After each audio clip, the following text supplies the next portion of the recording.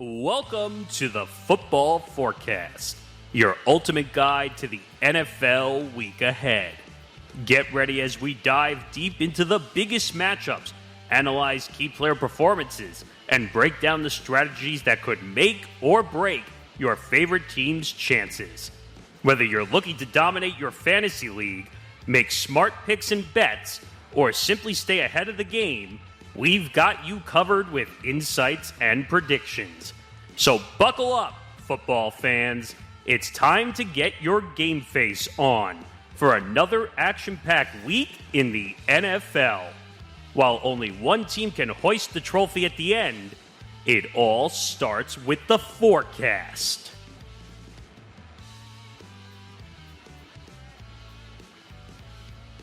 Yes, here we go. It is the second half of the NFL season here on the Football Forecast presented by Playback. Make sure to check us out across all social media at TFB Forecast ETB on Facebook, Twitter, Instagram, and TikTok. Also, check us out on our YouTube channel. Watch us there at youtube.com/ETB Network. Where if you are new, please leave us a like. Also, subscribe if you are new. And make sure you have your notifications set so you know when all of our stuff is going to be coming out. And if you can't watch us on the video side, you can also listen to the Football Forecast wherever you get your favorite podcasts. And the Football Forecast and the Empty the Bench Podcast Network is presented by Playback. Stay tuned later on in the show to find out more about Playback, and also stay tuned later on in the show for a special programming announcement about Playback. And the Football Forecast odds are presented by Novig. Sportsman's Novig is flipping the betting game on its head. It's America's #1 sports prediction market, available in over 30 states. On Novig, you're 10 times more likely to win than with a traditional sports book because you're not betting against the house. You're playing against real users. It's the only free exchange where you keep 100% of your winnings. Download the app today. Sign up with promo code ETB Network, ETBNETWORK, and you'll score 1,000 Novig coins plus $5 Novig cash. Plus, spend $5 and get $50 in bonus coins. Must be 21 or older. Gamble responsibly. Gambling problem, call 1-800-GAMBLER. All right, guys. Well, like I said at the top there, we are officially now in the second half of the season. The game Thursday night between the Raiders and the Broncos was officially game number 136. So we're 136 down and 136 to go. So you guys all ready to kick off the second half? Ready. Let's go. I don't want to because I don't want football to be over, but sure. There's a lot left. You know, in some ways, it is just getting started because there is a lot left, but it doesn't feel like there's a lot left. It doesn't feel like week 10, I think, is what he's basically trying to get at. Yeah. No, absolutely fair. I mean, I know that from the college side. We're already in the last month of the season there. Just wait till college football is pretty much done by the end of this month. Yes. There's still also the conference championships and obviously bowl season and a lot more. But I think the lesson learned in the first half of the year, guys, was we don't know the best team in the league. I think there's a bunch of good teams. There's no great dominant team. So that's something to watch here as we start the second half. Can I tell you something else we shouldn't follow either is your picks either. So I do want to come out real quick before we get at him right away. I do want to come out here real quick, and I'm going to get to this, but I guess I'll do it right now. I do want to come out right away, ladies and gentlemen, and I want to apologize for last week's picks because I obviously don't know how to pick a game against the spread, pick a total, obviously, because that was the worst week in the history of this show last week. No excuses, but the best thing is, you know what? We turn the page and we try again this week, right? That's the joy of this show. All you got to do is go 1-0 this week, man. All you got to do. Well, I'm 0-1, so it can only go uphill from here, right? But I won't go over the records from everybody last week, but I will tell you that Nick D was our winner last week, so he gets 4 extra points for doing that. And Tom, who is not with us unfortunately this week, was the only one to hit a lock last week. But so as a result, let me give you the overall standings for the first half of the year. So Michael Rapolo still in the lead with 162 points at 71 and 64. Now, Zan has the best overall record at 74 and 61. He's got 160 points. Christie is at 68 and 67 for 154. Nick Morganson, 69 and 66 for 150. Nick D making a great comeback. He had a slow start to the year, but now he's 63 and 72. Still trying to climb it to 500, but he's got 142. Tom is at 67 and 68 for 140. Grant, 66 and 69 for 138. Ben 62-73 for 130. All right, I got it. And then there's good old me, 57 and 78 for 120. If we keeping the book right now, we ask. Absolutely atrocious. Yeah. You know what? Let's throw that out and let's start fresh here, second half of the year. So let's do this thing, guys, for week 10 in the NFL. And let's start internationally. Why not? Because we all know how much you guys all love this. And we'll start with Ben Cruz in game 1. Ben, from Berlin is where we start. And we start with an Adam Amin, Kurt Warner, Christina Pink, Stacey Dale special on the NFL Network. As Michael Penix Jr. and the Falcons take on Daniel Jones and the Indianapolis Colts. And the Colts are 6.5-point favorites and the total at 48.5. Yeah, this could low-key be an interesting game. The Falcons literally almost beat us, which almost was going to make me sick last week. But thankfully, that did not happen. The Falcons' problem is their coaching. It's simple. It's pretty clear as what we basically saw this past Sunday. Obviously the missed field goal that they had against us as well too. But the offense that the Falcons have is still very, very solid. The thing about the Colts is this just feels like a massive bounce back type of week. They had some of their worst performance that they had last week, which should not be shocking because they just were on like a great overall run for so long that it was about to happen at some point. But I think that the Colts are bound to have a bounce back. I know people want to obviously talk about, teams obviously going internationally and, that kind of being a factor for both teams. But I like the Colts here to cover 6.5. And, I think they have a good week. Zan? Yeah, I like the Colts here too. Similarly to Ben's point, I do think they are due for a bounce back. And just this Falcons team, you never know what you're going to get with them. One week they look decent. The next week they look horrible and they can't score. I feel like this is a spot where the Colts know that they didn't play their best football last week. And as the season continues to progress and as it starts to get colder and the games begin to become a little bit more meaningful, the Colts are going to want to have some momentum behind them. And I think that momentum begins this week. Give me the Colts to cover the spread. Grant. Yeah, Ben alluded to it with the international going international. If I was anyone, I would not necessarily bet on the over or under on the.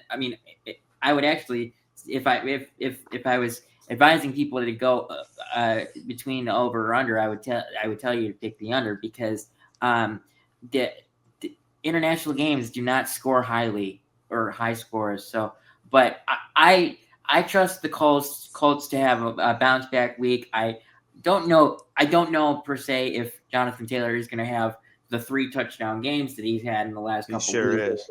But hey,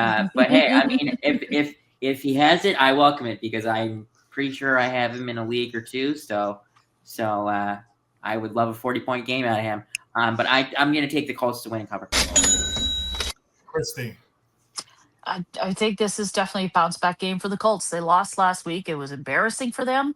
And the Falcons seem like the team they can beat up on, even in Berlin, Germany. So I'm going to take the Colts -6.5. Yeah, see, I don't think this is as easy as you guys are making it out to be because this is not this is a Falcons team desperate for a win, and they were pretty much at full strength against the Patriots last week, and that's what kept them in it. Having Michael Penix back under center, having Drake London there was a big boost.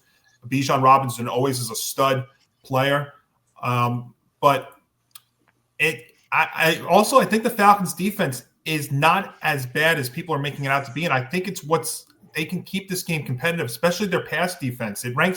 It's number 1 against the pass. It's 4th overall in total defense. It's got 22 sacks. And I think if Drake London gets involved like he did last week, I think the Falcons can actually surprise a lot of people. That being said, I am going to take the Falcons to cover the number. I think 6.5 points, a little bit too much in Berlin. The international games are always a wild card in all of this. I say this all the time, and I think it really is. But I think the Colts will eke out a win, but I'm going to take the 6.5, and I'm going to take the Falcons to hang in there in Berlin. And let's see. Let's go to Michael. Yeah. Does anyone know if Sauce is playing for the Colts? Yes. Yeah, He is playing? I think so. Okay. He's That will Sorry, definitely. Nick. Sorry, Nick. Is that really much of a value considering what he's done over the last couple of years? New system, new team, new player. And a, He's and a gonna better be team tough. too. To be Another fair, team that's It's on a still team young. that And- it's on a team that is successful right now. And the fact is, because he'll be face guarding Drake London, so Mm-hmm. that takes out a big part of the game. But yeah, this is Colts are due for a bounce back game. Daniel Jones, he might play that bad again, but I don't think so. Not in this game. I think if this is 6.5, they're saying they're gonna win by a touchdown. They could easily do that. So this is Colts easily. and Nick. See, I agree. I don't know who made the point about the international games being lower, but Me. yes, yeah, Grant, I agree with you on that. Every international game I think this year has been an under so far. Except for the one I took the under on. Well, yes, but every other game has been an under. Yes. I like the Colts in this matchup. I'm a little annoyed because I had my lock as the Colts last week. Steelers play good football, can't deny it. Aaron Rodgers playing good football. Can't believe I have to say that. Anyway, Yeah. I Yeah, know. Rodgers. but I like Yeah, I like the we Colts hate in this Aaron Rodgers. matchup. I think they're the better team. I think that was kind of a facsimile with the Falcons a little bit this past week. I don't think they're a good team. I don't think Penix is a good quarterback. I'm just going to come out and say that. I think there's too much on the Michael Penix hype train. And Jonathan Taylor was stopped last week, big time. And that's a big reason why the offense was just out of sorts, because Pittsburgh's defense really held them down and stacked that box. And that's why they couldn't get the offense rolling, which didn't allow the receivers to stretch out and allow them to play. So I think there's going to be a resurgence. The Falcons are a much worse defense than the Steelers are. So I'm going to take the Colts to cover the number. Another thing, too, really quickly, as Nick, you're alluding to, the Falcons literally were making this a game against my Patriots last week because we had two crucial turnovers, which, granted, specifically, if those turnovers didn't happen, a fumble right before halftime, essentially when we had a two-score lead, an interception where it looked like Drake specifically just had a complete miscommunication with Hunter Henry, we could have been looking at blowouts. So, give credit to the Falcons for keeping it close, but, they have to have a lot of things go right. And I think, what Nick was saying, the Falcons are a decent team, but they're just such a wild card. It's just hard to pick. That's all fair. All right, Nick, I ended with you there, and I'll start with you here. Our first fast track game of the week back in the States, a Chris Myers, Mark Schlereth, Jen Hale special on Fox, as we have Tyler Shuck and the Saints against Bryce Young and the Panthers, and the Panthers 5.5-point favorites at Bank of America Stadium. This game screams ugly. If I just looking at it now, even though the Panthers being a favorite and actually having a chance to win now, they did have a win against the Falcons. They just beat the Packers. I think that's a little misleading, though, some of those wins. But the Saints are just such a terrible team. It's really bad. But I'm not comfortable taking the Panthers to win by 6. This game screams under in a lot of ways. So I think there's going to be a very small amount of points. I could see this being like a 13-7 type game. I really do. Possible. So I'm going to take the under. Ben. Yeah, I 100% agree with Nick. It screams like a 16-13 game. Give it credit to the Panthers to go into Lambeau and to pull out a double-digit, home away victory specifically, and the home turf of Green Bay. But the Panthers going to be without two specific guys possibly come Sunday. Rico Dell, who's honestly been great as the running back, and Ted McMillan's currently battling an injury. So I think that the Panthers specifically, without those two guys potentially, they're going to have a hard time moving the football. So for my case specifically, I think it's just going to be a really close game. This screams a lot of field goals as well, too, for both sides, especially if guys specifically are hurt and, not a lot of scoring. So I'm going to go with the under. Zan? yeah, I like the under too. I think this is arguably one of the worst games of the week. I was thinking about picking a side, but like Nick, I just think 5.5 is too many points. If it was 2 or a field goal or even 4, I'd say sure, I'm interested in the Panthers. But that hook, even though it seems like a small hook on the surface, scares me. So I like the under.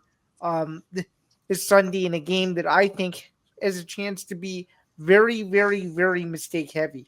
So, Okay, Grant. I'm going to take the Panthers here. I mean, even with their injuries, I trust them to beat the Saints because the Saints are trash. it could very well happen. It could very well happen. So I'm going to take the Panthers to win and cover. Okay, Christy. Both teams don't care for either one. Panthers being the favorites kind of baffles me. So, I'm going to take the under. Yeah, let me just update you guys. Rico Dottle off the injury report, no injury designation, so he's slated to play. And McMillan was added to the injury report. He is questionable for Sunday. I was just about to say the Rico Dowell one. Yeah. I was late to that then. I think it just happened. It's tricky laying for the Panthers to be this big of a favorite. I think it's tricky because we haven't seen it happen in so long. I think it's 2019 the last time they were this big of a favorite. Yeah. But I'll tell you what, right around there. The Panthers are a very physical team on both sides of the line of scrimmage. So, I mean, this is definitely a legitimate thing. And Bryce Young, he's not putting up world beater numbers, but he's putting up the numbers in the most important times. But that all being said, it's very tricky because the Saints have gone under in their last 5 games, and Panther home games trend to go over. But I'm still going to take the under in this one, too. I don't think this is a high-scoring game on either side. And I'm not comfortable picking a team here, so let's take the under. Yeah. Michael? Wow, that's crazy because I'm very comfortable taking the team. Okay. The Panthers just beat the Packers, so I praise them. Thank you. And they got me a point. They got me a point last week, so I'm going to take the Panthers. I'm going to ride with them at 5.5. Okay. And before we get to our next game, guys, our first of 2. Oh wait, Nick, I went to you, right? Okay. So before we get to our next game, it's our first of 2 videos for you here today. And this next game is a fast track. So why not have a fast track video? Here we go. Okay. All right, Magic Conch. What do we do now? Nothing. That's right. Oh no. Yes, Russell Wilson is still on the team, so we need a Russell Wilson reference. Oh boy. All right, another matchup of 2 teams of players again with 2 teams in this one. This is a fast track, and Grant. Normally we go to the road team first. I'm in last place. I don't deserve to go first. So, Yes, no, you don't deserve to go first. Whoa, whoa, whoa, whoa, Whoa! whoa! Wait, whoa!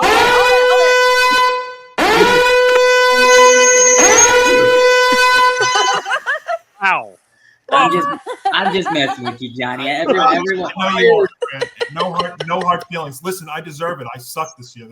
Especially for every insult that I get. Oh wait, did someone say If we keeping a buck right now, we ass. Yeah. Oh. All right. So, All right, Grant. Hold on, wait. Yeah. I need let me intro it first. right, I know you're go eager ahead. to pick this one. Let's go there.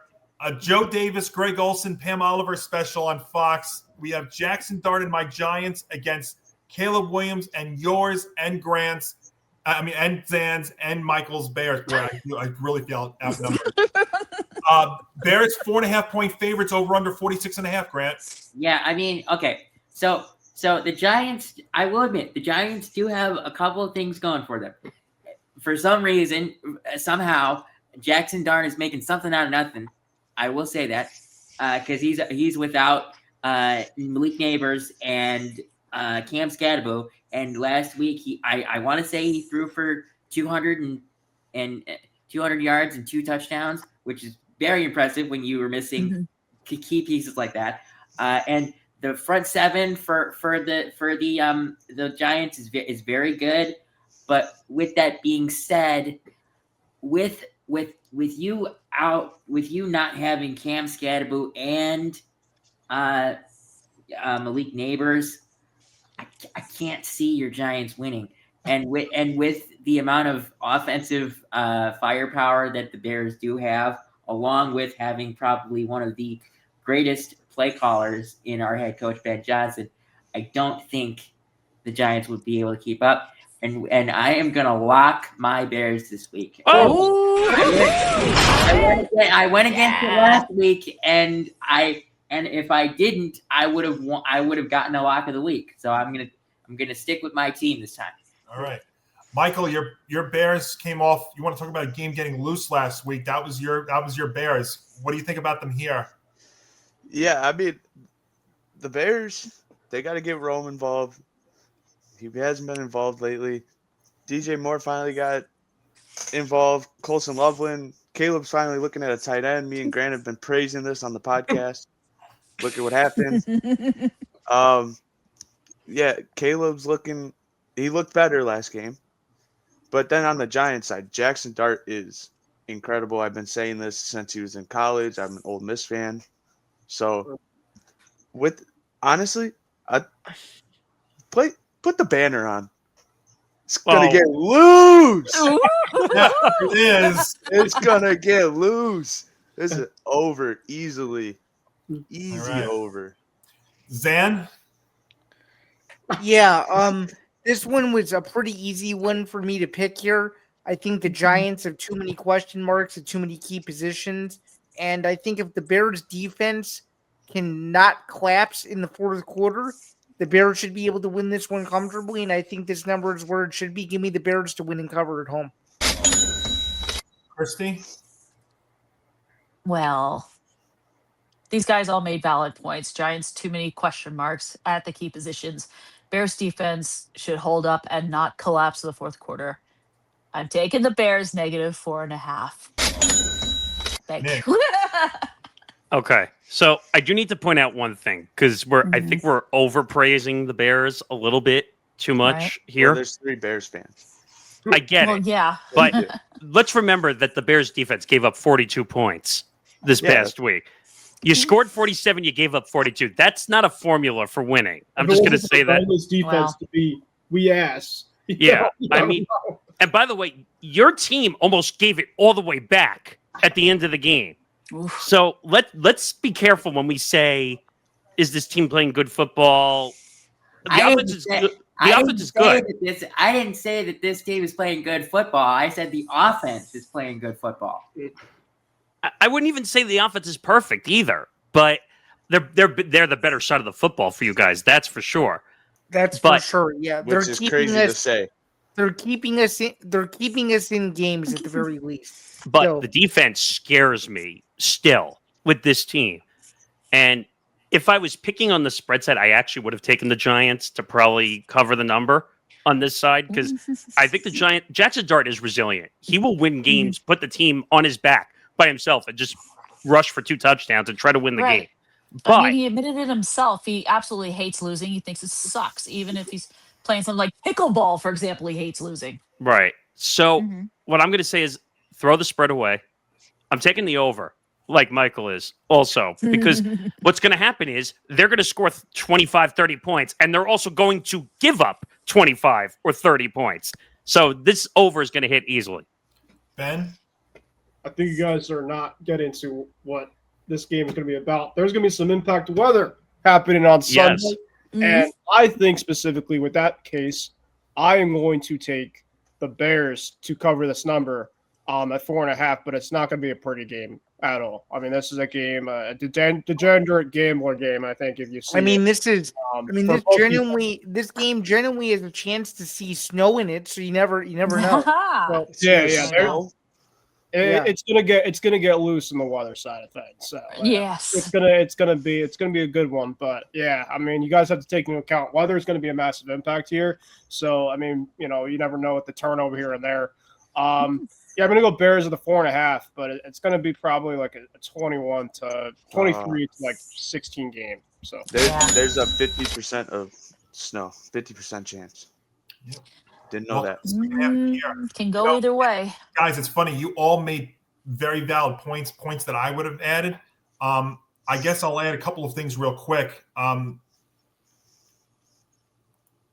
think the Giants are covering. I got the Giants to cover the number because everybody said what I was going to say, and this Bears defense is suspect, and I think Jackson Dart will make plays against it, and he's resilient. I think he keeps them in this game. And the Bears have had home field advantage. They're 2-6 in their last 8, and I think laying more than a field goal here seems a little bit much. So I think they hang in there. And maybe if you know what, just to kill it on me a little bit more, a Cairo Santos field goal at the end is what wins it. So I I'm going to 30 to 20. Which could very well happen. Could very well we happen. started with Cairo. And by the way, before we move on, yes, this game is going to get loose. It is absolutely there. In Chicago. All right, our next fast track game, Zan. Let's go to you. An Iron Eagle, J.J. Watt, Evan Washburn special on CBS.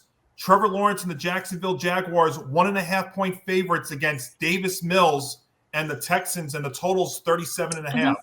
This is going to sound crazy, but nothing about Jacksonville's win against the Raiders told me that they can win a game comfortably, at least for the next couple weeks. I actually see a huge letdown spot here for the Jaguars, and I actually like the Texans in an outright upset.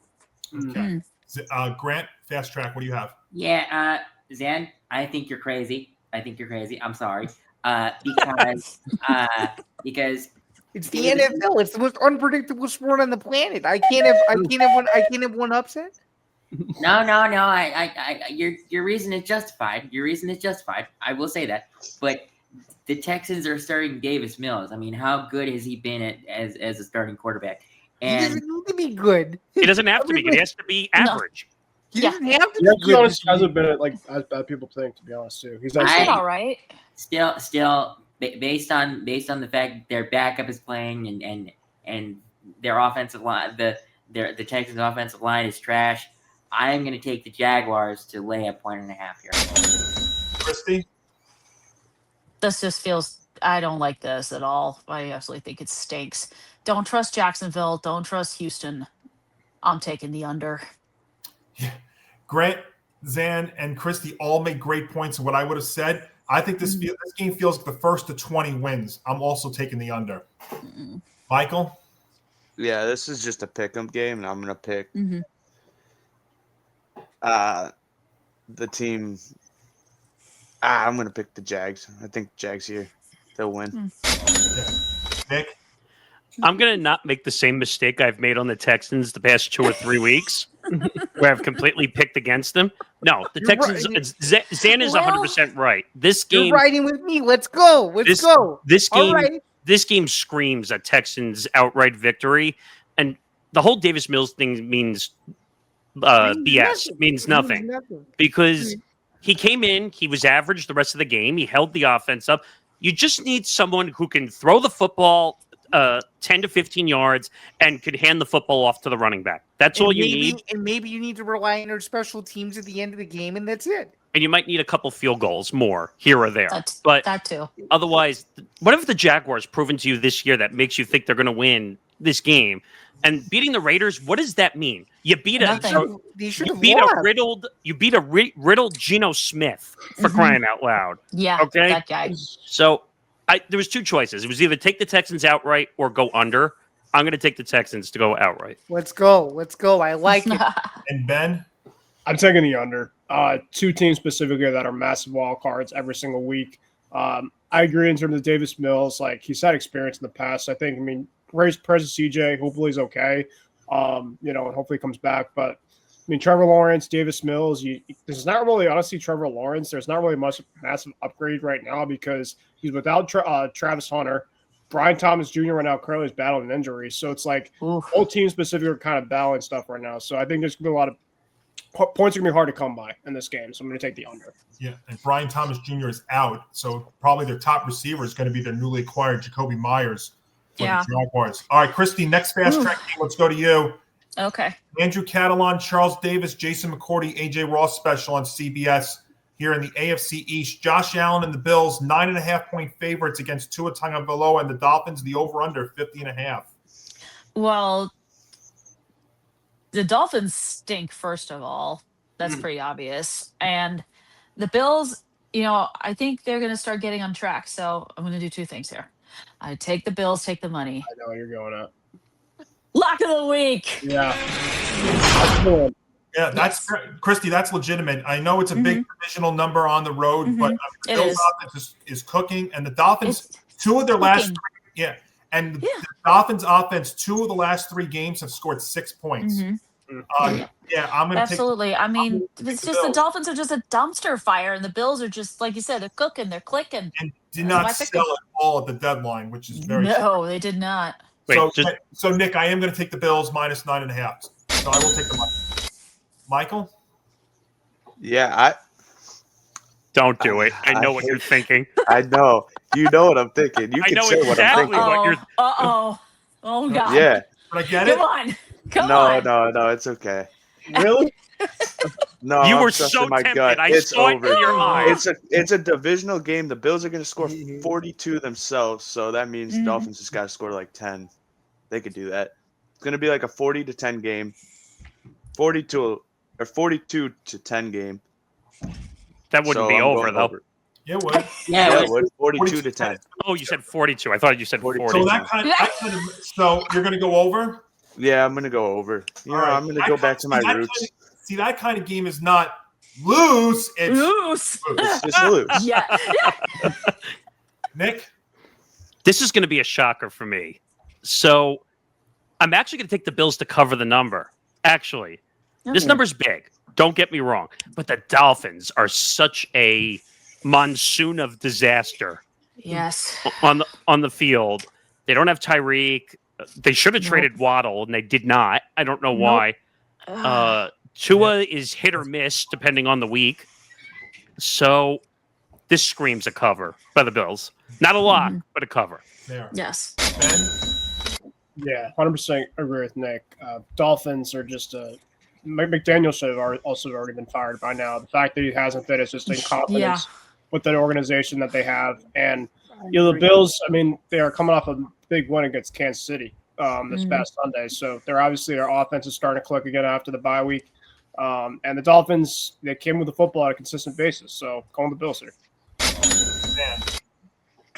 Yeah, I would not have picked the Bills at this big of a number, but let's be honest, they're playing Miami. This is the 1 week where I can say that if Miami wins, it's going to be on some sort of miracle. So give me the Bills to cover this number. And it could be on the road, it could be at home, it could be wherever the Bills are. It could be underwater. The Bills are winning. It could be underwater. I mean, possible.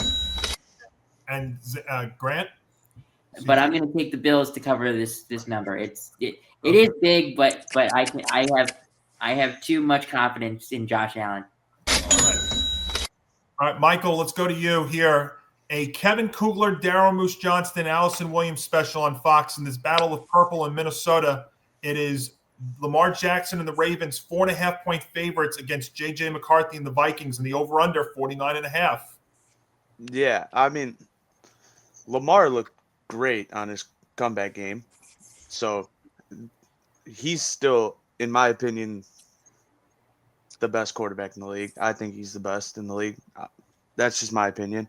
But then J.J. McCarthy looked good last week. Like, he's somehow surprised me and looked pretty decent last week, which is crazy to say because I don't like the Vikings that are in the NFC North. Of course. But he has Jettas. Jettas could score easily 2 touchdowns on this Ravens defense. But I think, you know what? I'm not going to do it. I'm going to take the Ravens at 4.5 here. This is very easy. Lamar's going to score 4 touchdowns himself. Oh, Wow. What do you got, Nick? This is going to surprise Michael. I actually was looking at the over on this game, at first. Yeah. But I think with Lamar, and I was talking to Johnny about this before we started, this type of game, which I think a lot of us were struggling with this game, trying to figure it out. But my gut tells me I got to go with, if I'm struggling with a game, I got to go with the guy who has the more experience at the quarterback position. Now, I know the Ravens defense is ass, no pun intended. But I just think Lamar looked really good on his game back. I know it was the Dolphins. I get that. But I think for some reason he's going to come out and play better, and I think they're just going to find a way to cover the number. So I'm going to go with the Ravens. Ben. So for me, I love the Ravens number here. The Vikings, I picked against them, with the Lions last week. The thing is, this screams like a JJ McCarthy letdown game after what he had going to Detroit last week. And I love the way that Lamar played last week enough that I'm going to pick the Ravens as my lock of the week this week. Okay. Zan, what purple are you going at here? Yeah, that's a good question. I actually like the Vikings to cover at home. I think that this is the start of potentially something special in Minnesota. I was surprised with how well JJ McCarthy played last week, and I think he's due for another huge performance. And I think this is a chance to be a track meet. I was thinking about the over, but I was a little skeptical just given that the sample size on JJ McCarthy is very small at the moment. But I can tell you, in the Dome Stadium, weather won't be a factor. I think a lot of points will be scored, and I think the Ravens are going to have to eke this one out. So give me the Vikings to cover the number as the underdog. Grant? Yeah, I think experience is going to outweigh inexperience. So I'm gonna take the Ravens to cover here. Lamar is just such a great quarterback. I mean, he's in a great situation, and I know the Ravens haven't looked that good on in record, but that doesn't matter. As long as you got Lamar, you got a chance to win. Yeah. Ravens. Kirsty, what do you have? Well, Ravens definitely seem to, I don't know. Lamar Jackson came back, did his thing. He showed, even bouncing back from injury, he's still awesome. So I'm going to go Ravens cover. Yeah, Nick and I spoke before the recording. I think this is one of the toughest games of the week to pick because I could see it going. It is. I could see it going either which way. And the reason why I say that is the Ravens defense has been getting better. They got some pieces at the deadline, but are they really fully back? I think they're fully back offensively with Lamar being there. But this game features multiple big play threats from big threat players. And if JJ McCarthy does enough, now he was not perfect in his return against the Lions, but he was solid. If he does, can he exploit the defenses? Can he exploit the defense of the Ravens? I think that was the biggest thing to see. I think both teams can take advantage of each other's defensive weakness. And also, if this game is very close late, it would come down to who has the ball last because the Ravens and the Vikings have two of the most reliable kickers in the league, and Tyler Chard. That's kind of what I was thinking too. Exactly. And Zan, when that's the case, laying 4.5 points is too many points. That number is always a tricky number in my mind. 4.5. I think this is more of a field goal game, so I am going to take your road. I'm going to take the Vikings to cover there in Minnesota. And we went to Michael, so that is going to be our pick there. All right, before we get to this next game, it's time for video number 2. And you may want to strap in, everybody, because this one is an all-timer. Okay. Yeah.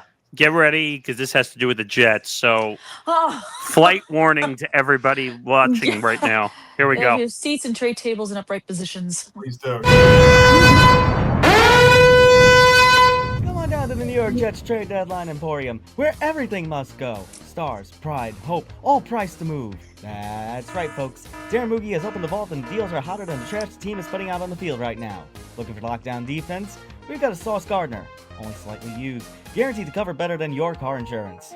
Now for just 2 first-rounders. That's right, 2.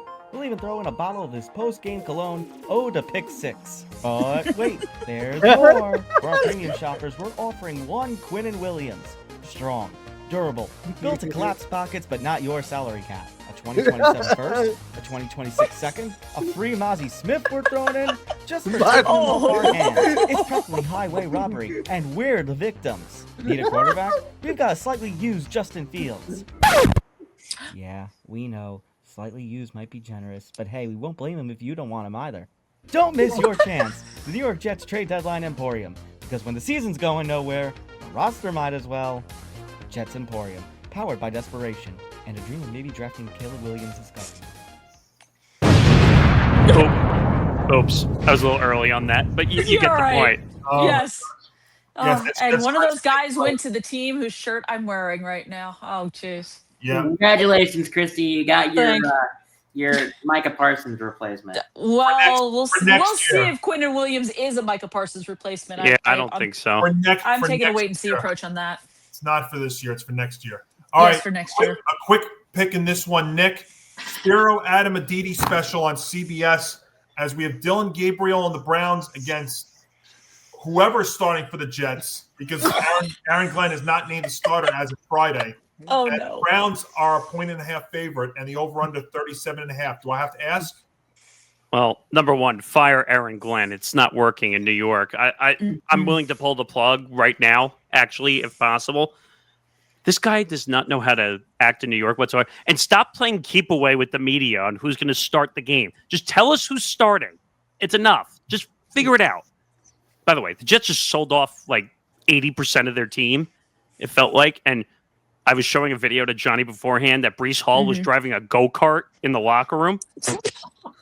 Oh, no. And I'm not kidding. Watch out for that guy. If you go look on social media, the video is out there. He was literally like driving in circles in the locker room.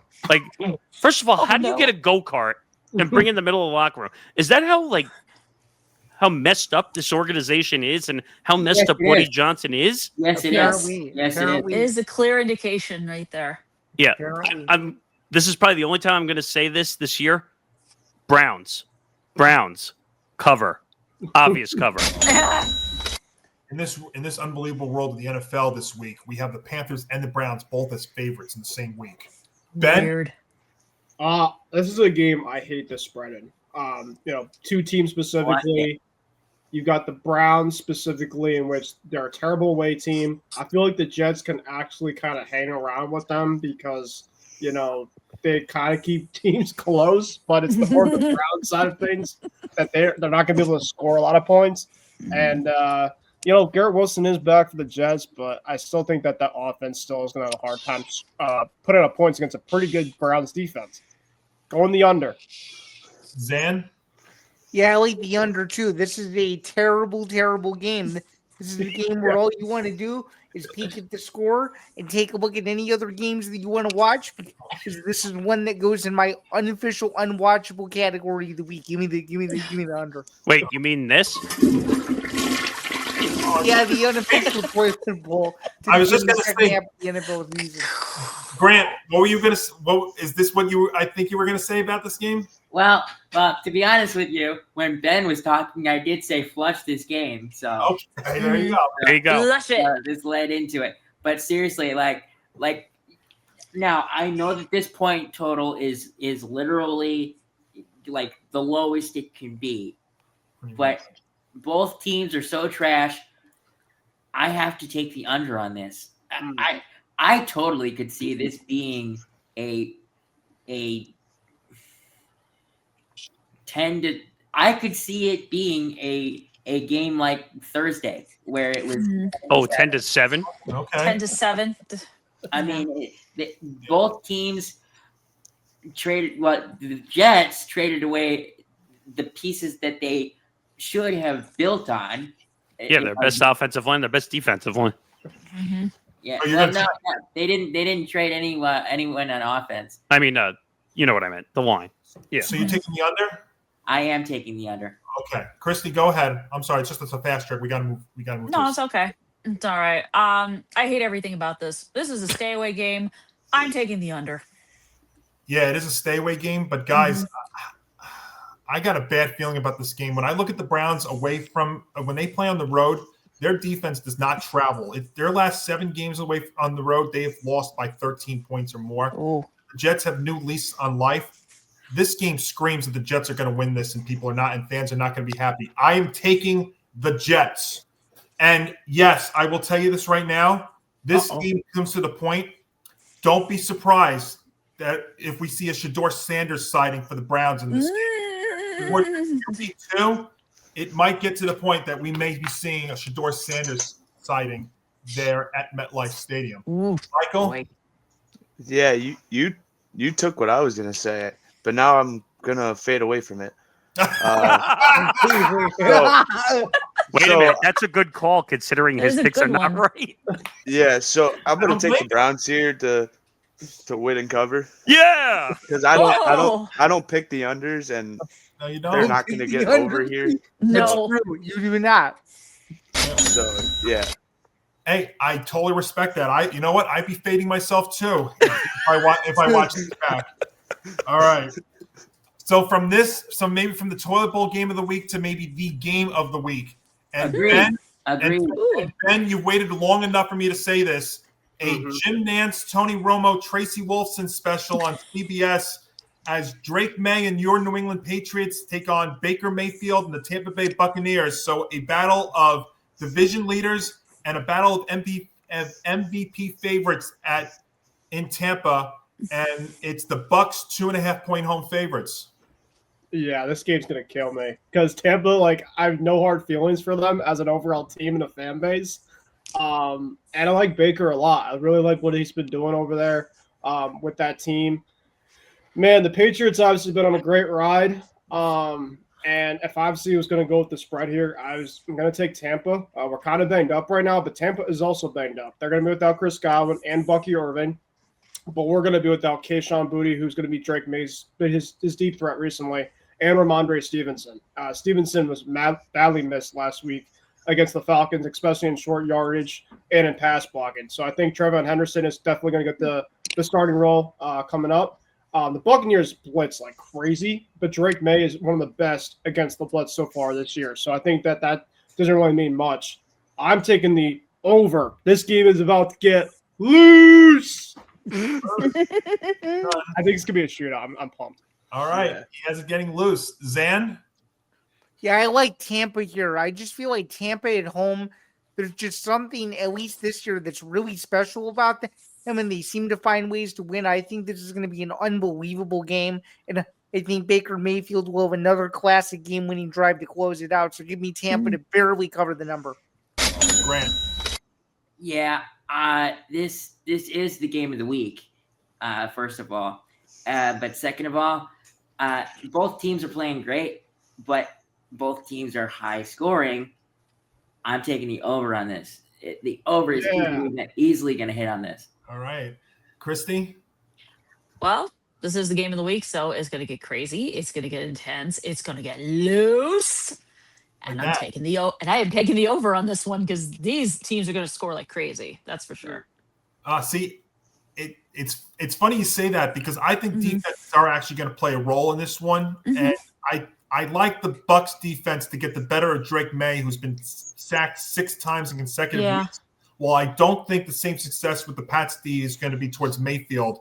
And this is a tough task because it's a challenging matchup for the Patriots. It's on the road. Bucks coming off of a bye week. I could see them making this interesting, and it would not surprise me in the least of ways if the Patriots pull this off. But I'm going to take the Bucks to win, and I only need them to win by field goal. Chase McLaughlin, he's been awesome in fantasy. Yes, I suck at making picks, but man, am I good in fantasy making fantasy choices. I'm going to take the Bucks. So you're telling me we're going to win?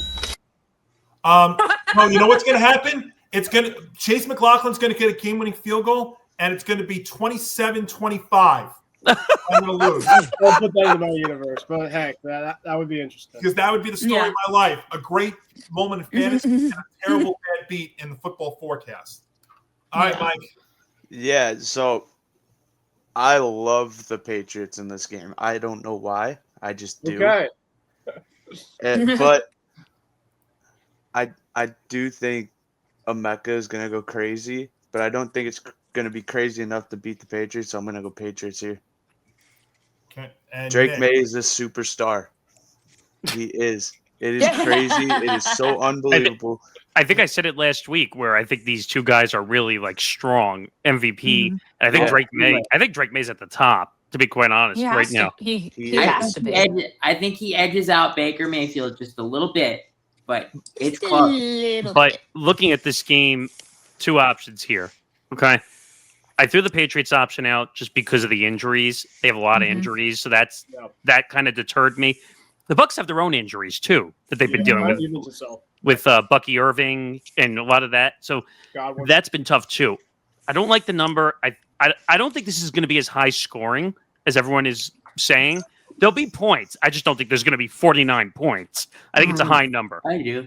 So I like the Bucks. I'm in a situation the same as Zan where I think the Bucks are just barely going to cover in this scenario. Baker's going to have one of those classic drives where he somehow will run for 15 yards on a rush every so often and get them down. And like you said, McLaughlin's been incredible the entire year.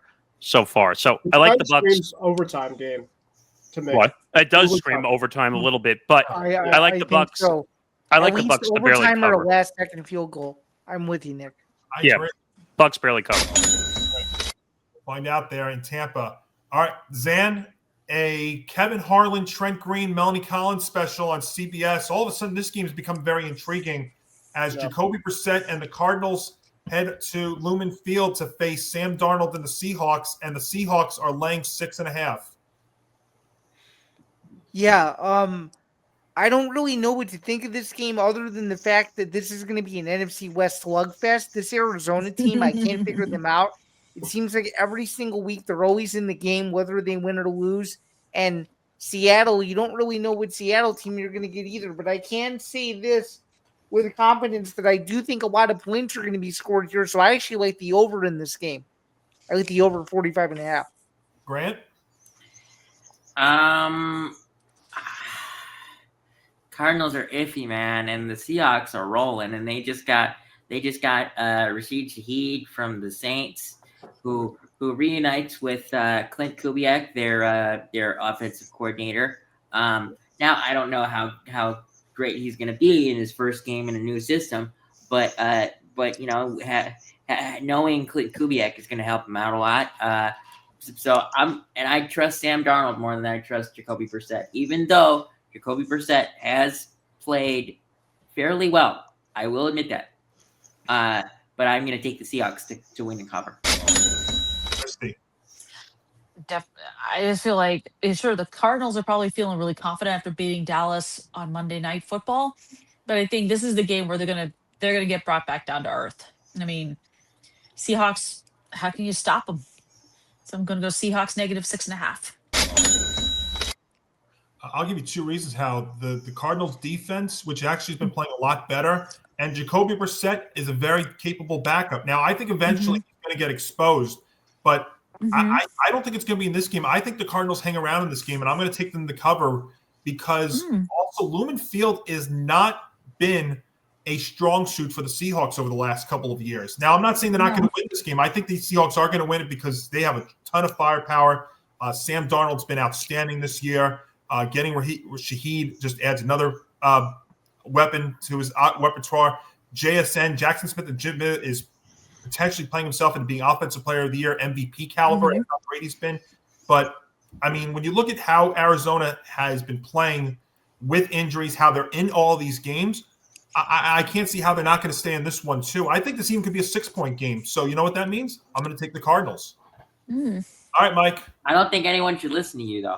You know what that means? That means take the Seahawks. I'm saying the Cardinals cover. That means it's the Seahawks. Yes, exactly. No, this game for some reason just screams like 50 points put up. So with that being said, I'm taking the over. JSN's gonna go off, but then I do think Jacoby Brissett is gonna play a good game. I don't know. Right. Just over easily. Sam Darnold has been good. I got no backup behind it really, but it's just over. It's just one of those games that just screams over. I think in this year, Michael, there doesn't need to be any logic. Just make it it's play just and ride over. with it. Well, yeah. All right, Nick. So this screams offensive explosion to me in this game in some way, shape, or form.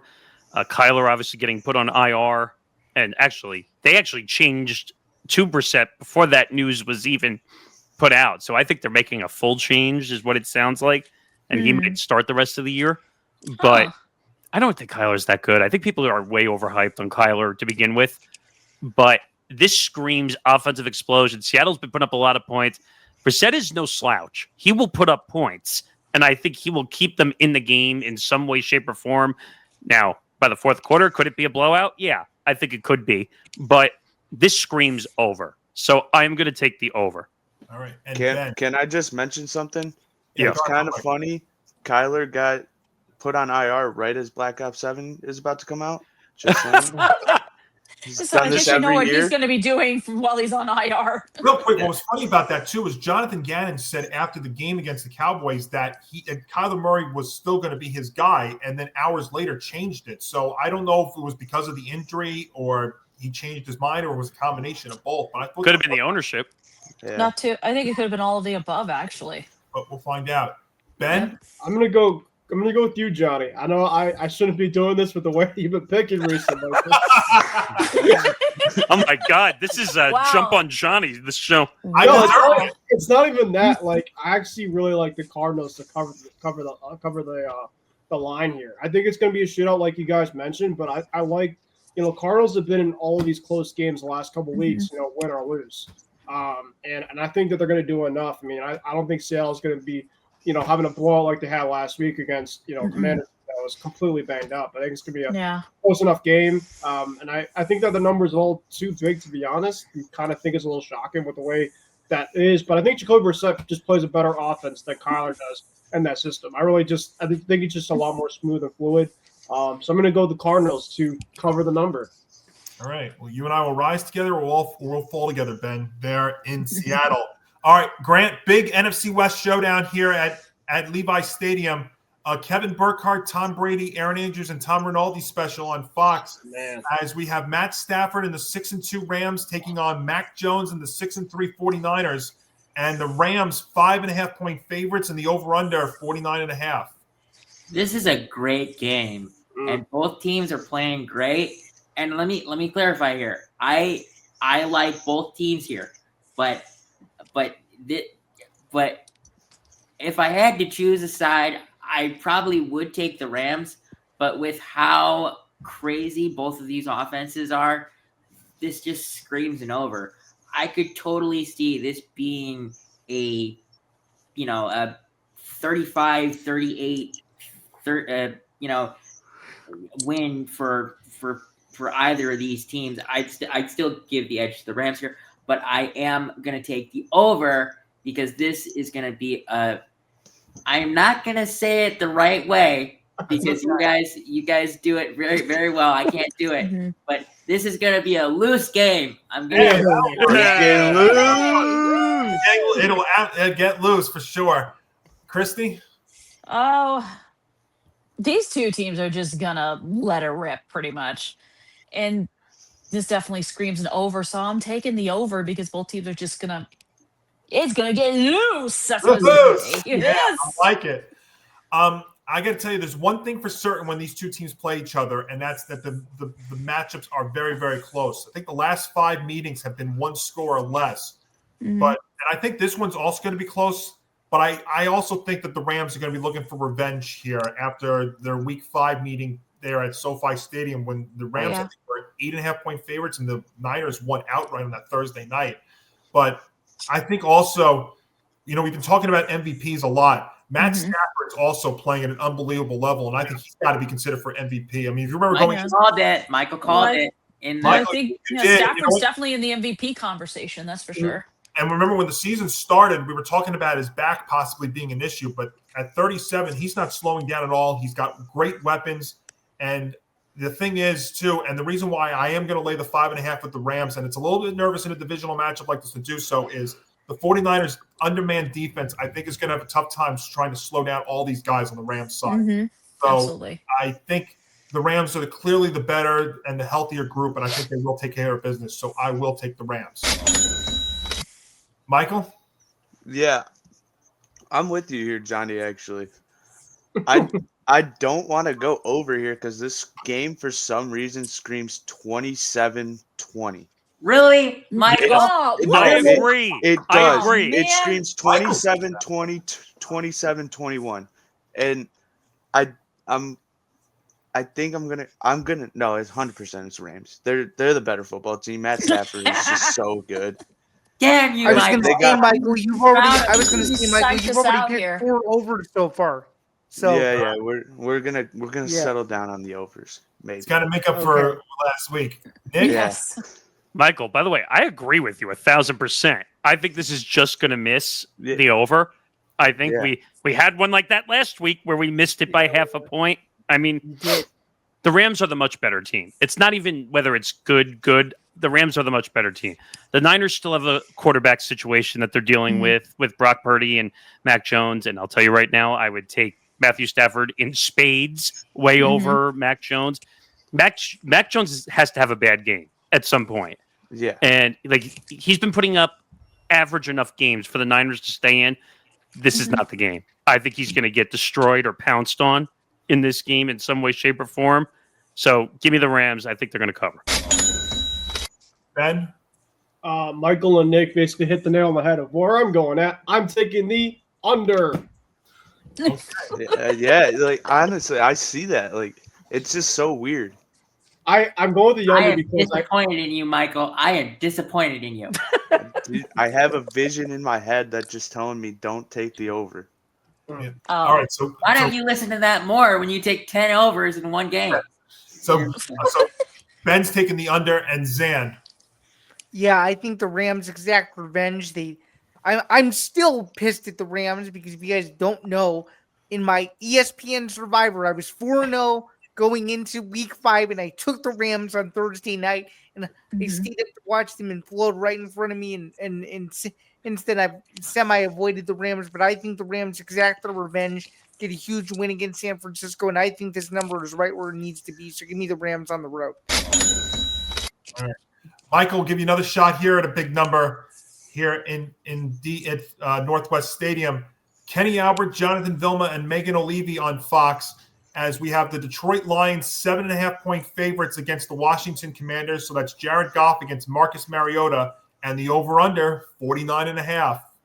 Yeah, no, I love that you started with me on this one. So you love it. So the Lions are out for revenge. They just came off a loss. Commanders are without Jaden Daniels. And McLaren. And McLaren. Yeah, and Terry. I think this is just screams a big bounce back week for the Lions. And with that being said, this is my lock of the week. I'm locking in the Lions at Yeah. I mean, Nick. they're just such a better team. Nick? Yeah, I mean, I guess Michael and I are really tracking this week. Usually our picks are completely opposite for most of these weeks. Wow, how did that happen? But the Lions are clear favorite. I mean, they're like Michael said, they're going to come off reeling, like angry, big time that they lost to a divisional opponent in the Vikings. And plus, McDaniels, which, by the way, that injury was handled so poorly during that game. I think so, too. I think you're right. And somehow, they actually got good news on that injury. That injury isn't actually as bad as they I get it, but at the same time, he could have had a much more serious injury. Besides the point, they don't have him. They don't have McLaren. That's going to screw up the offense. Their offense has been if we keeping a buck right now, we ass. Yeah, it's been that bad. So give me the Lions, and this is my lock of the week. Ben. I feel like for the Commanders, this feels like Groundhog Day. Every single week we talk about them. One thing is injuries every single week, and that's why I'm going with the Lions here. You can never right now trust the Commanders with the way that they have their injuries. No Marcus Lattimore, no Jaden Daniels, no any of the receivers that are consistent right now. Even when they're playing, you don't know how they're going to be right now, playing or not. So I'm taking the Lions. This was actually my lock of the week consideration as well, too. But I'm going to go Lions. Pretty easy cover. Zan. Yeah, I'm kind of riding the wave with a bunch of you guys. I'm picking the Lions as my lock of the week. This is a game where I was nervous to go back to Detroit, considering they screwed me against Minnesota last week. But given how much depth the Commanders no longer have due to injury, I think the Lions go in and handle and all of a sudden not very good Washington team go into DC and make life very miserable for about 3 hours. So give me Detroit as my lock of the week. Grant. Yeah, I mean, I am astounded by the fact that Jaden Daniels' injury doesn't look as bad as it does because I saw the replay when he got hurt. His arm twisted so much in the wrong way that I thought he had to lose his arm. Now there is a silver lining to his injury. It is not on his throwing hand, because if it was on his throwing hand and it was worse than it is, I think he could be done with football. But I don't care that there's a hook for this. The Lions will win this so comfortably. So the Lions is your pick? Yeah, Lions is my pick. Chris, go ahead. Well, first of all, I mean, yeah, Mariota's a decent quarterback. He's not what he used to be, but he's not Jaden Daniels. Let's put it that way. And yeah, I would love to slap the crap out of Dan Quinn for leaving Jaden Daniels in that game longer than he should have. I would run over his foot. I'll slap him in the face. You run over his foot, Grant. There we go. That's funny. Look, we're talking about the Lions. We're talking about Jared Goff. We're talking about David Montgomery, Jahmyr Gibbs, Amon-Ra St. Brown, Sam Laporta. This team and the defense with Aiden Hutchinson, they're gonna just obliterate the Commanders. So I'm going Lions. Take the money. Yeah, I don't think we'll see Jaden Daniels back, even if he's healthy, because they'll be far out of it by then. There's no need to put him back on the field if they're not going to win. There's no need for it. I mean, IR might be the best thing for him. They're going to reevaluate him afterwards. That's why he's not IR just yet. So we'll see. But that makes sense. This is a terrible combination for the Commanders. Marcus Mariota, number 1. Number 2, their defense gets worse every single week. Oh, God. Number 3, you play a Lions team that, again, coming off that bad game, they're not going to be happy. Dan Campbell's teams don't lose 2 games in a row. I think they put a feast on them. I know their offense has slacked a little, but this is the kind of game where Jared Goff goes off for like 4 or 5 touchdowns. So I will take the Lions. And yes, brace yourself, guys. Michael, Nick. Oh, no. Lock of the week. Oh, no. Yes. Michael, it's it. It's over for this week. It's Zed. It's over. 20-13 Lions, by the way, and that means we all lose. There we go. Hey fans, Novig is here to change the way you play. Available in 35 states, including California, Texas, Florida, and New York, Novig is America's #1 sports prediction market, and it's 10 times more profitable than traditional sports books because there's no house edge. Instead, you're betting directly against other sports fans just like yourself. Novig is also the only free exchange, which means you keep every dollar you win, whether you're putting plays down on the NFL, the NBA, the NHL, Major League Baseball, college sports, or even UFC and tennis. Novig gives you the power to pick the best odds, or better yet, set your own. Sign up today with the code ETB Network, and you'll get 1,000 Novig coins plus $5 in Novig cash, and special bonus offers like spending $5 and getting $50 back. Novig, where fans play smarter. You must be 21 years or older to play. Please gamble responsibly. Gambling problem? Call 1-800-GAMBLER. The football forecast is presented by Playback. Watching sports is more fun with others, but we spend too much of our time watching alone. Playback is a virtual space where communities can stream live sports together, with everyone perfectly synced up. Creators can hop on stage, deliver their own play-by-play analysis and commentary, and invite viewers up for Q&A. Playback makes watching sports fully interactive and a social experience. From playing fantasy sports, repping your favorite players and teams, and watching with the commentators and communities you care about. Win or lose, sports are best enjoyed together. Join our community by going to playback.tv/ETB Network to find out more, including our live stream schedule. And now back to the show. And now it's time for Primetime Picks presented by Playback. Christy, let's start with Mike Tirico, Chris Collinsworth, and Melissa Stark on NBC. As we go to SoFi Stadium, Aaron Rodgers and the Steelers against Justin Herbert and the Chargers, and it's the Chargers 2.5-point favorites. This is definitely a battle of quarterbacks. You got Aaron Rodgers, who I think all of us hate him, who's the grizzled veteran, versus thumbs down. Exactly. I'm with you there. Against Justin Herbert and the Chargers. I hate Aaron Rodgers. I'm not a Steelers fan by any means, but I feel like Justin Herbert, he's good. You know, got Lad McConkey and all that. I'm gonna go Chargers -2.5. So Aaron Rodgers down, you said? Mm-hmm. No, Aaron Rodgers up. That means the Chargers. No, Aaron Rodgers up this week, Michael, meaning I'm taking the Steelers to win this game. Guys, the biggest problem with the Chargers right now is the fact that Joe Alt got hurt last week, and that is going when he got hurt against the Giants several weeks ago and missed a couple of weeks, the Chargers were not the same team. And that offensive line now has had major problems this year. Joe Alt is so valuable, and now he's out on top of all their other guys, and they have other guys in that line that are questionable for this game. I think that Steelers defense, I don't think they'll put up the 6 sacks like they did to Daniel Jones last week, but they will they will find a way to make Justin Herbert's night a tough time. And what that's going to mean is that Aaron Rodgers will do enough in his first career start at SoFi Stadium to get a win. And if not, I'm getting 2.5 points too. I'm taking the Steelers. RELAX. Michael? Yeah, so Just get this out of the way. We know you're not picking the Steelers. No, I'm not picking the Steelers. I was going to talk about the Chargers actually. So it's 50-50. Oh. Okay. Yeah, so where you go? So I think Chargers are due for like a big bounce back game. Like they did not play good last week whatsoever. They haven't really played that good recently. So, but the Steelers offense for some reason is playing good with that old man behind the center. But I'm actually going to go over here, over 44.5.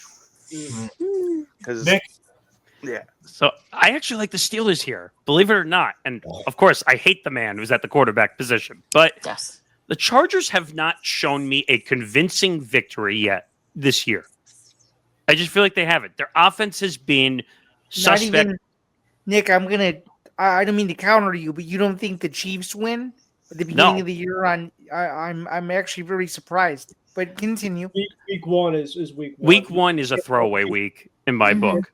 Can't put too much stock in it. Right. So and that was an international game too. So that I would put no stock in that game. But my point is, I'm not the biggest Justin Herbert guy. I've said that. Johnny's heard me say that many times in the past. That everyone puts all this stock in Justin Herbert. I don't see it still. And the Steelers defense actually played really convincing defense against a really good Colts team, which I think that's important here in this scenario. The Steelers are going to come out. I think they're going to blitz a lot against Herbert, and Herbert doesn't handle the rush of the blitz very well either. So I'm taking the Chargers. Taking the Steelers. Sorry, Steelers. Second time I've done that. Oh, yikes. As much as I want to go against Johnny, I love Johnny's pick here with Pittsburgh. I mean, you look at what the Chargers are doing.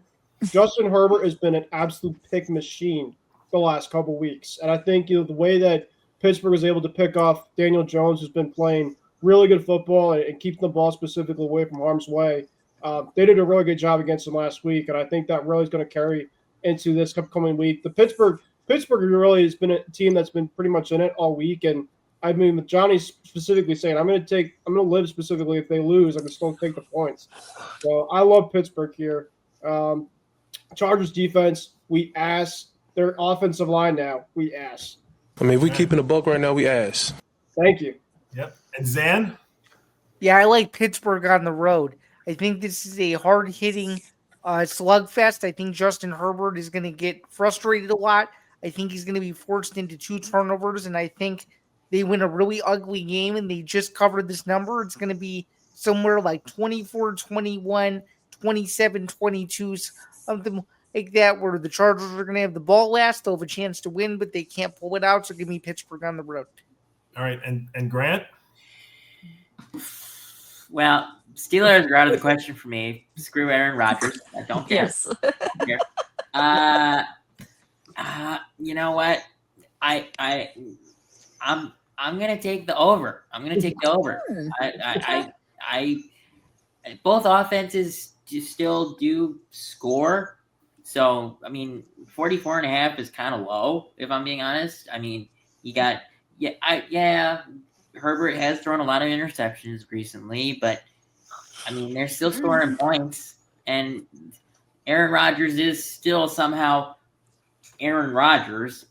I that sentence literally pains me to say, but I can't trust the Chargers, so I got to take the over.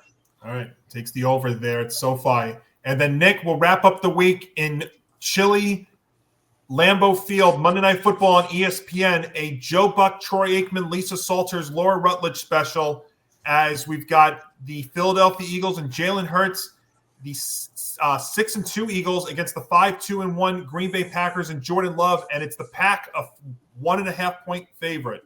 By the way, I would say this is like one of the best Monday Night Football games we've seen in quite a long time. You know, I don't like the Packers, but Nick, I agree with you. This is a great Monday night. I It actually definitely would. has I would argue this is the best game of the week. Actually, in my opinion, I think that I think it probably is. 1-1A, yep. because Yeah, look at 1A these two and 1B. quarterbacks. But Oh, yeah. Jordan Love scared me last week, too, big time. The Mhm. way he played. That was like a given. He could have put up massive points against the Panthers and did nothing. That offense Right. was worse than a magician without his top hat, not being able to perform his tricks. Yeah. I mean, so I don't like the spread. I'm going to go over. I think there's going to be a lot of points scored in this game. I think no defense is going to be played in this game at all whatsoever. I think it's a giant slugfest. Whoever gets the last touchdown wins. So I'm going to take the over. Ben? Oh yeah, this game's getting hella loose. I think this is the most loose I think of the whole entire weekend. I mean, both Agreed. teams, the Packers specifically, are due for a bounce back week. I think that if I'm going to go with the spread line, I'm going to go Green Bay. I found it really hard to believe that they would lose back-to-back weeks at home, but I'm going to play it safe here. I'm going to go with a massive loose here if there was a loose on loses. So like that. yeah, but like double it. If there was a double. All right, I'm trying to make two of those. Just leave it at that. So you're taking over. Zan. Yeah, I like the Packers at home. I just don't see how they lose 2 games in a row. I really don't. It's very unlike them to do so. This Eagles team is playing well, but I don't know, just something about them on the road. They just perform like a completely different team, and I don't know. I just think the weather might play a factor, and I just think Jalen Hurts is going to have to try to carry the team on his back, and he won't be able to do so. So I like the Packers to eke one out. So. Grant. All right. I mean, you guys alluded to it. This is the game of the week. This is the game of the week. But I despise the Packers for the entirety of my being. So it eliminates me from taking the Packers at all. And I just want to ask here: is there any possibility that in the future there is ever a game that's just a half-point favorite, or does the minimum one? Does the minimum? You can have a half-point favorite. Yeah, you can. There were some that were like that, but it didn't end up as it. Honestly, I mean, I know it. You physically can't, lose on a half-point favorite because there is no half points in football. But you could make this a half-point favorite, and still, I'd rather take the, because I could see the Eagles winning, but I could also see the Packers winning, and I'd rather not lose the points just because I hate the Packers. So I'm going to take the over. Okay, Christy, go ahead. The fact the Eagles are not favored in this kind of shocks me a little bit. It does shock me too. But then again, you got the Packers with Jordan Love, leading the way, and then you have Michael Parsons on the defense doing his thing. This just screams loose. So I'm taking the over on this one. All right. Oh, sorry about that. That's all right. That was me. I think this is very tough because I agree. I think the Packers will bounce back, but how are they going to play now without Tucker Kraft, who was outstanding this year? Probably the best player in the NFL this year. That's a good point. For that injury. And I'm not saying that just because I had him and I'm not saying that just because I had him in fantasy, but they're going to have to. I think they're going to have to make adjustments. But they're going to make those adjustments against an Eagles defense that has not really been stellar this year. They haven't been like the Super Bowl caliber defense of last year. Now, give Howie Roseman credit. He went out there and got some pieces at the deadline to add to that defense. He keeps swinging and trying new guys. It just goes to show Howie Roseman is the greatest of all time GM of the NFL right now. Well, I'm not going to say he's the greatest of all time. I think he's the best of anybody right now. He's one of the best in the NFL. That's what I meant. That's what I meant. Oh, I know. That's what I meant. I don't play on words. But when I look at that, and then I look at the Packers offense, and then I look at the Eagles offense, as much as they've been sputtering, they've put up 20-point games as well, too. I think both of these teams do get into the 20s, so I don't think it's going to get loose. I think it's going to get loose. But the bottom line is, same thing. I'm going to take the over. Oh. And Michael, last pick is yours. Go ahead. Yeah, I honestly don't see anything good about Jordan Love. He has not played good football. He is so bad. He is a bottom 10 quarterback in the NFL. Excuse and that- you? What? He Wait, is. He huh? is so bad. Wait a minute. He Wait, is so what? bad, and they proved it Wow. last game. He Consider is the source. terrible. He is Wait, what? terrible. Smoking He crack. is not a good quarterback, and you Consider can't who's convince me. coming from. And that's not even me trying to be biased. He is not good whatsoever. That's not you trying to be biased. He is not Oh. good Yeah, whatsoever. man. He is not good. Wow. He is not good at all. Yeah. He is not. And this is easily Eagles are winning this game by 10 points minimum. What?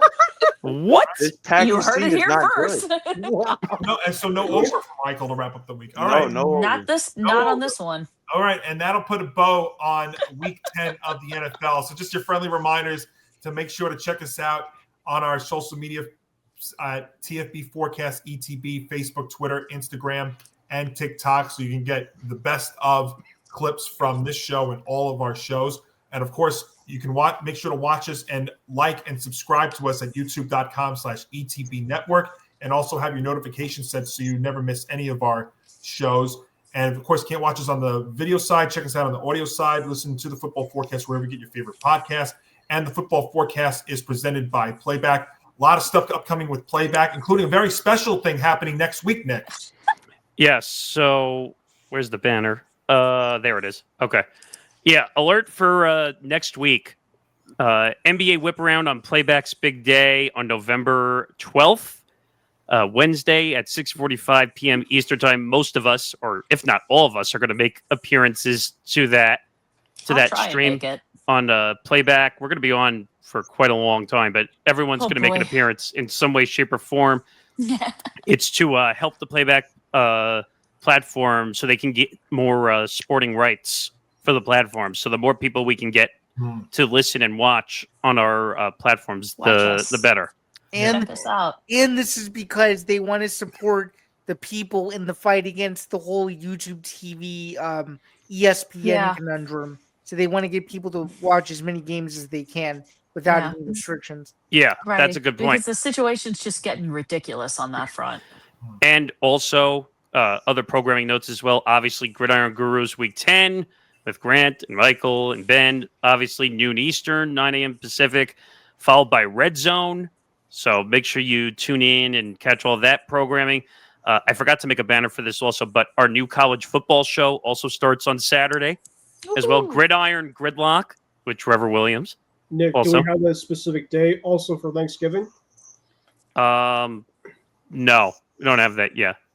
But just make sure you tune into all that programming. Obviously, college football show, our NFL show. So make sure you tune in for all that. And of well. course, because how could you forget Zanzibar Part 2 precedes Gridiron Gurus? So Yes. Aha, there you go. Full Sun- day a full day on Sunday for sure. Yep. So Sunday's plenty gonna be of crazy. guys. So guys, you all have a great weekend.